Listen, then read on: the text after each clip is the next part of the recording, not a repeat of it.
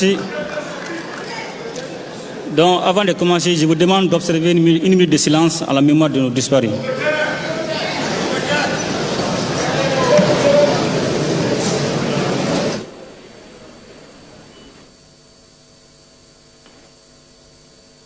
Je vous remercie.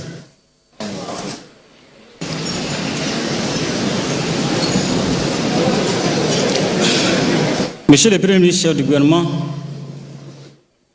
Monsieur le Président du Conseil national de transition, Monsieur le Président des institutions de la République, Mesdames et Messieurs les membres du gouvernement, Mesdames et Messieurs les responsables des autorités administratives indépendantes, Mesdames et Messieurs les représentants du corps diplomatique et consulaire, ainsi que des organisations internationales accréditées au Mali.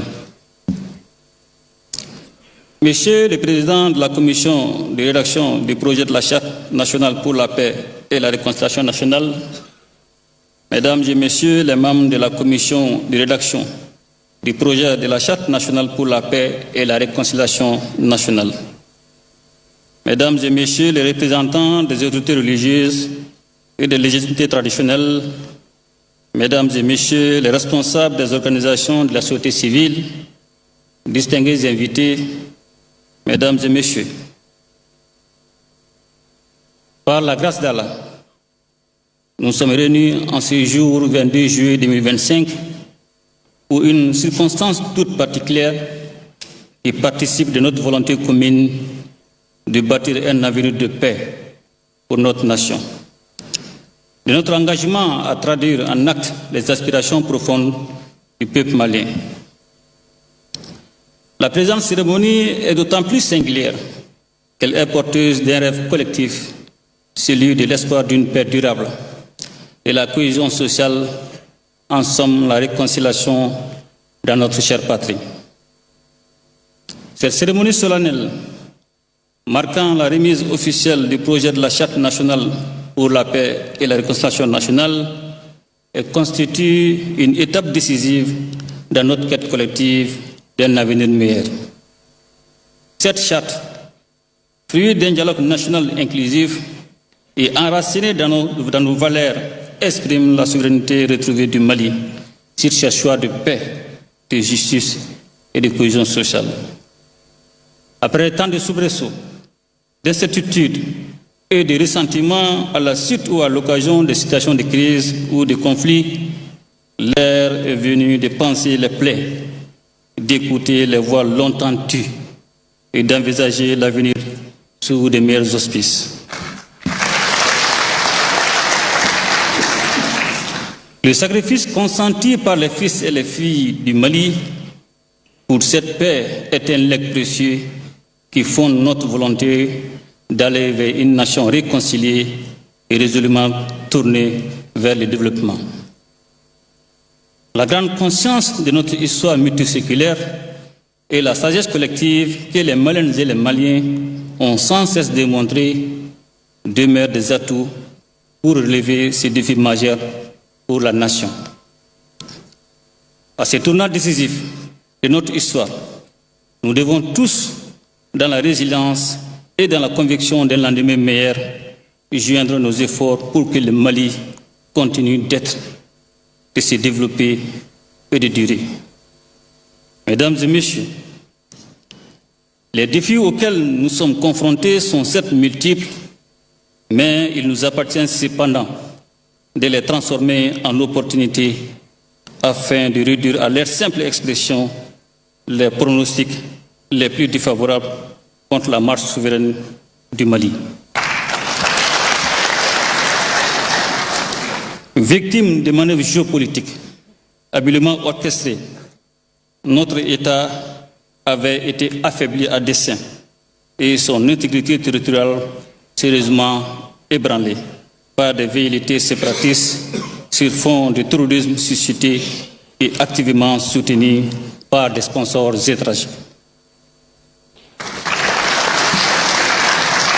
Aussi, la fragilisation continue de l'État ne visait autre finalité dans les pays que l'instauration d'une situation de violence inédite, tout en provoquant de profondes fractures dans les liens intra- et intercommunautaires, voire à l'échelle nationale.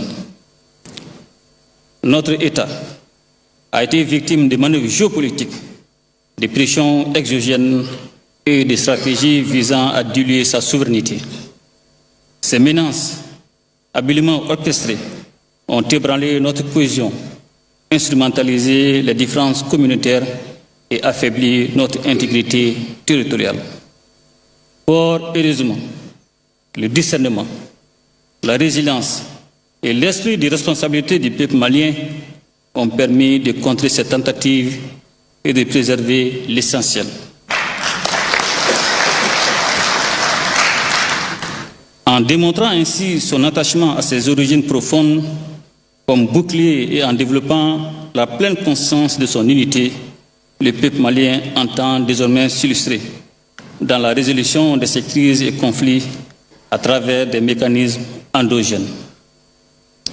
Les forces de défense et de sécurité, dans leur mission régalienne, ont contribué à stabiliser la situation et à ramener progressivement la quiétude dans de nombreuses localités du pays. Le recouvrement de l'intégrité du territoire a également constitué un facteur déterminant pour le retour de la paix et l'amorce du processus de réconciliation nationale dont nous célébrons aujourd'hui le dénouement d'une étape cruciale. Bien entendu, il s'agit de la rédaction du projet de la Charte pour la paix et la réconciliation nationale, un document d'une haute valeur républicaine qui, j'en suis convaincu, restaurera la souveraineté du Mali sur ses initiatives de résolution de crises ou de conflits. C'est d'autant impérieux que le processus de dialogue entamé par notre pays sous l'égide d'acteurs extérieurs avait été hypothéqué pour servir d'autres intérêts. Un tel processus excentré n'offrait en réalité aucune perspective de paix durable entre les Maliens, bien au contraire. En conséquence, le peuple malien n'avait d'autre choix que de s'approprier cet important mécanisme afin de mettre en place une architecture de paix juste et durable dans notre pays. Mesdames et messieurs, en initiant le dialogue intermalien, nous avons contribué à créer les conditions d'un dialogue franc et sincère entre les Maliennes et les Maliens à l'abri de toute ingérence extérieure. Loin de tout esprit de confrontation ou même d'accusation mutuelle, il s'agissait dans l'humilité et dans la franchise de se dédier à la recherche d'une paix durable. Mesdames et messieurs, l'une des résolutions de ce grand forum était relative à l'élaboration d'une charte pour permettre aux Maliens de jeter les bases solides de la paix, de la réconciliation, de la cohésion sociale et de vivre ensemble. C'est en application de cette volonté du peuple que j'ai décidé de créer une commission de rédaction de l'avant-projet de la Charte nationale pour la paix et la réconciliation nationale. Cette commission, qui comprend des femmes et des hommes choisis pour leur expertise et leur engagement pour le Mali, s'est attelée à la tâche en adoptant une démarche inclusive et participative. Ainsi, elle a consulté l'ensemble des couches socio-professionnelles du pays, les Maliens établis à l'extérieur et les différentes institutions de l'État.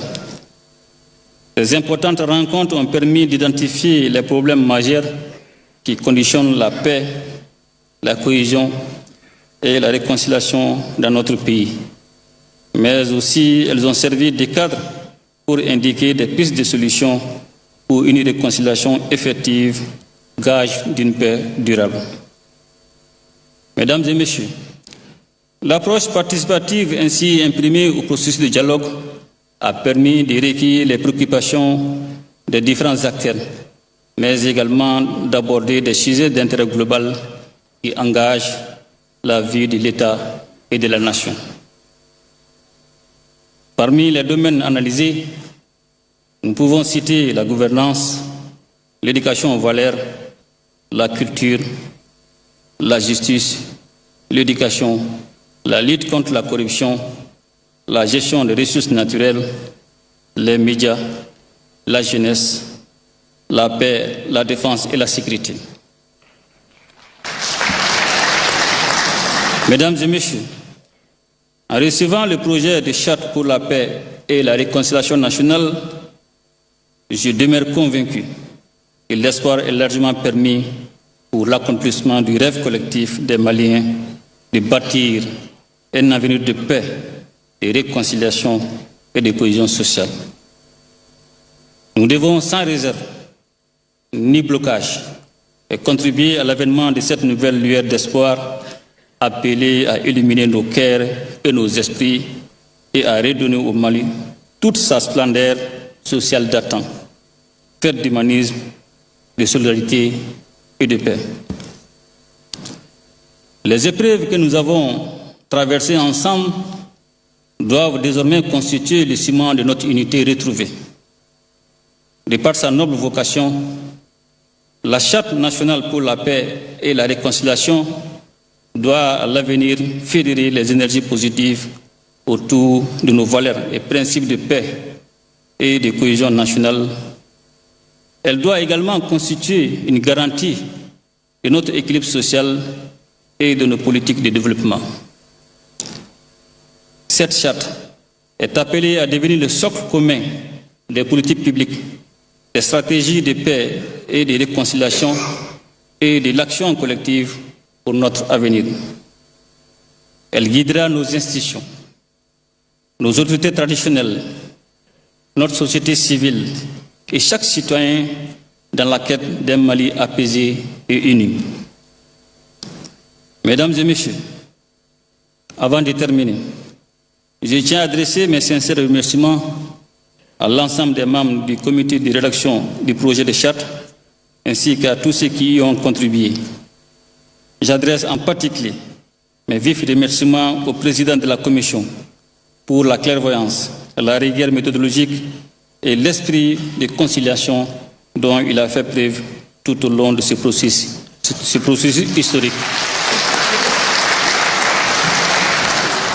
Je forme le vœu que la charte serve comme un document de référence à toutes les composantes de notre nation et à toutes les institutions publiques pour toutes les actions concourant à la paix, à la réconciliation et à la cohésion sociale et au vivre ensemble.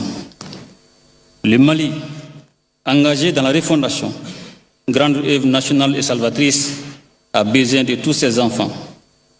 La paix, la réconciliation et la cohésion nationale sont les conditions sine qua non pour la vie harmonieuse en société et la réalisation des actions de développement socio-économique. Nous avons démontré que nous sommes capables de transcender nos divergences pour sauver l'essentiel qui est notre patrie commune. Nous devons persévérer dans cette voie qui est la seule possible si nous voulons préserver l'avenir de notre nation.